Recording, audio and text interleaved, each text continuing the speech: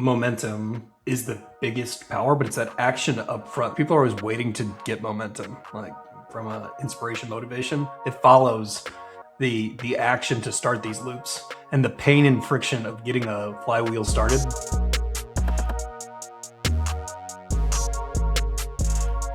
Phil, I don't know about you, man, but these last, let's say 10 calendar days or so have been absolutely insane for a good reason. But I feel like I'm stuck in these loops. Like we just got a massive client back. They left in January. They went to a new CRM.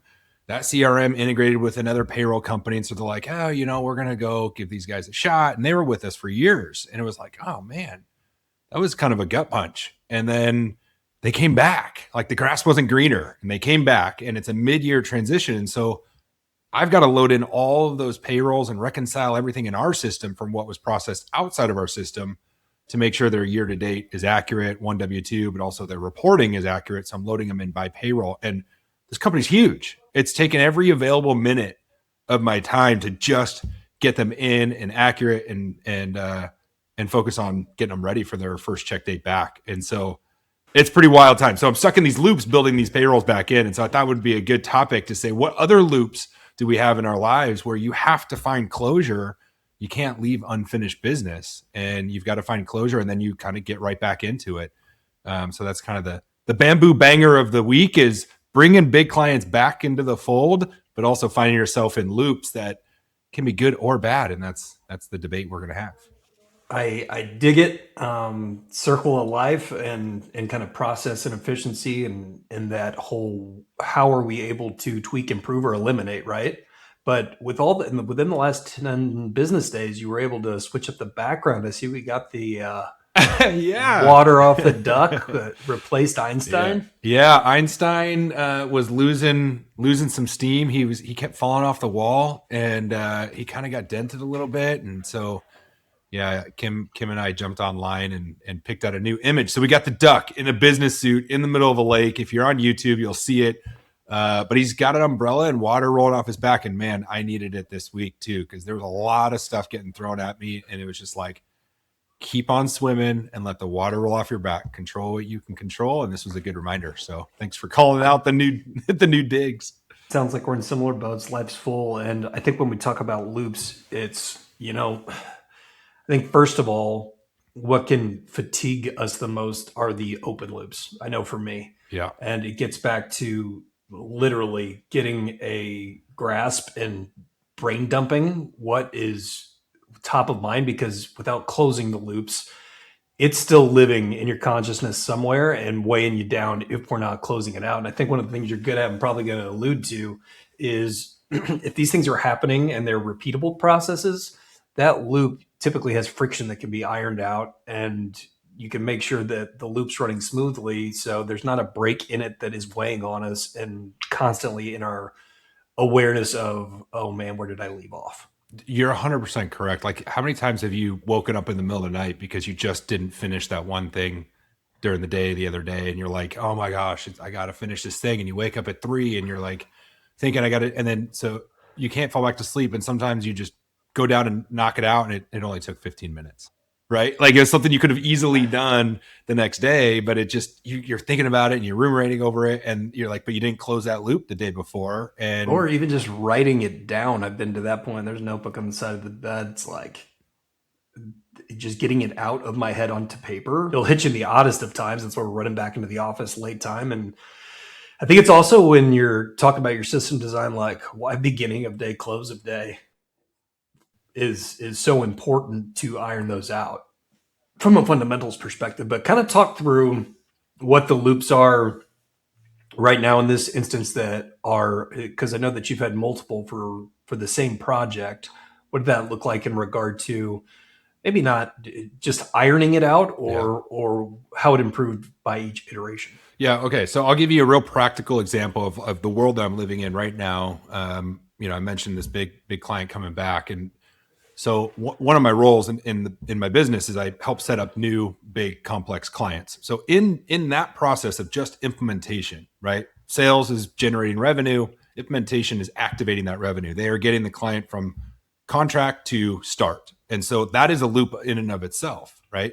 Is gathering all the data you need, logging into the previous provider if you have to, grabbing all of their year-to-date payrolls, reconciling everything in our system. And there's a lot of back and forth with the client, a lot of setup with our bank, a lot of setup with our tax team, and all sorts of stuff, right? It's compliance, it's complex. And perhaps they're using integrations and there's other things that we have to do. So, right, we have a whole checklist. We got all these implementation workflow that we work through. And once they get started, then usually we stick with them for a few payrolls. And then once they're comfortable with everything, we send them off to their dedicated payroll specialist. So that's the implementation loop. Contract sold, going through that whole process. The process really doesn't deviate at all. It doesn't matter what type of client it is. You still go through the same loop. You still go through the same process. And that loop closes once they've started and then transition to the payroll specialist. So that's the process. That's the loop for, in my world, when starting a new payroll client. Well, this one in particular, they have a lot of work comp stuff. It's a big landscaping company, and so they have work comp stuff. And so if I were to load in those prior payrolls as like totals, like per quarter, since they left us this year and then came back this year, it made more sense to load in their payrolls by payroll. And usually we do totals for the quarter.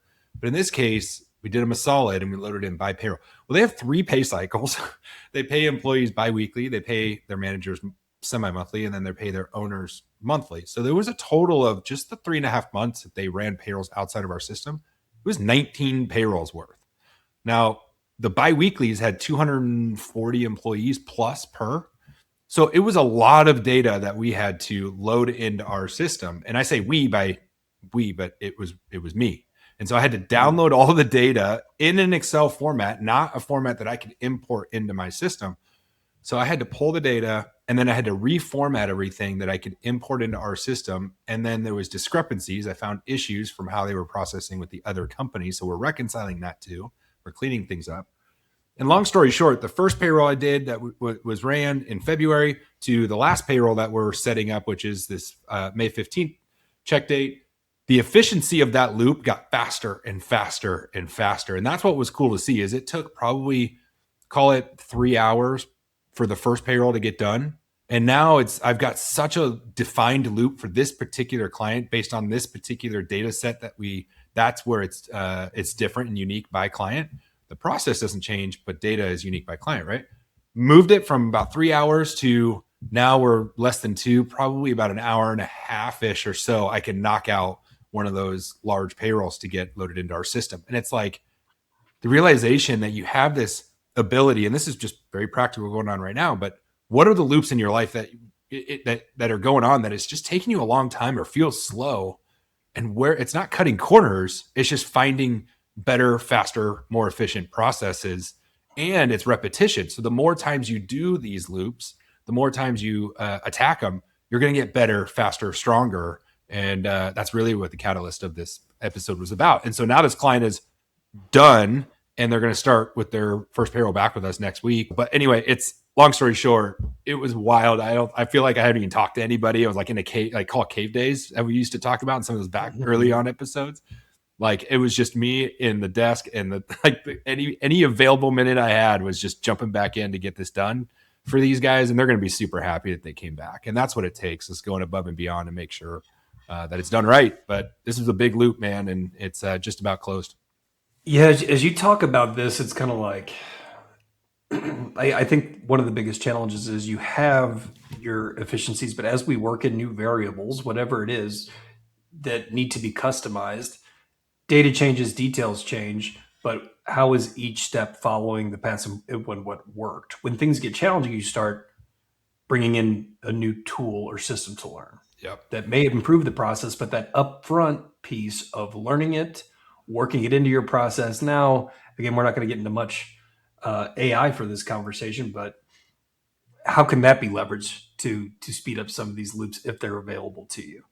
And I think you talked about, this is the delivery section, but on the sales side, once you get to the enterprise level, it's pretty much all process. If you're not following a step-by-step process with those boxes checked, moving from prospecting to discovery to alignment to making sure you get the requirements, solving the technical buy, proposing pricing, getting through the paper process, even if you're selected as the vendor of choice, And then you get to the real point that we're talking about. Okay, paper's done. Let's get to the real value add of why we're delivering the software. And that's what kind of what you just talked through.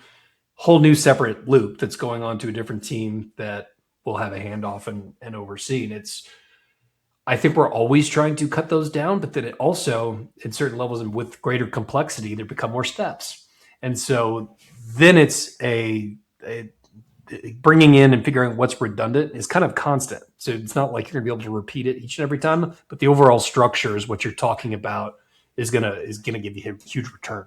Well, and in that case too, like in those types of loops, like when you're going through the sales process, but then to close that loop, like your closure, your fulfillment is communication with the team. That's then now that what you're handing off to them. Like that's where, because now I disagree. I think it's once we've gotten to their true business outcome and they've gotten through. So you're saying you whatever don't close the particular loop, cycle. you don't close the loop until so once you figure out that there's a fit, the loop is closed at that point. Oh no, the loop's not closed on a sale for me until that customer has received the value of the deployed solution. So once And they've then it's started, ongoing to maintain. It's almost infinite in that level until I'm not no longer the owner of that account or relationship. yeah. Okay, so once they've started, you stick with them, and so that loop just goes on until they have gone through the process, implemented.